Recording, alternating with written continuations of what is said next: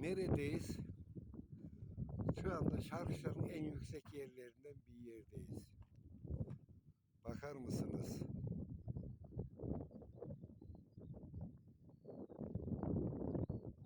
Bura Beykent.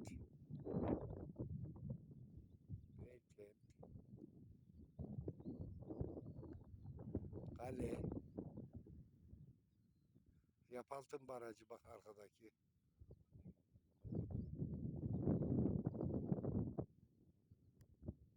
Bura ofis. Ofisin olduğu yer.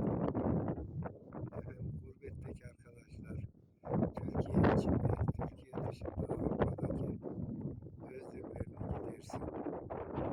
Güzel Şarkışla'mızı izleyiniz. Ben de aşağı yukarı 5 senedir buraya yeni geçiyor. Bak nasıl bir şey Yapaltın Barajı arkada. Evet evet Yapaltın Barajı. Yapaltın Barajı bayağı bir dolmuş ha. Maşallah sübhanallah. İnanır mısınız bugün 5. ayın sonu. Bak burada üşüdüm. Hemen kaçıyorum.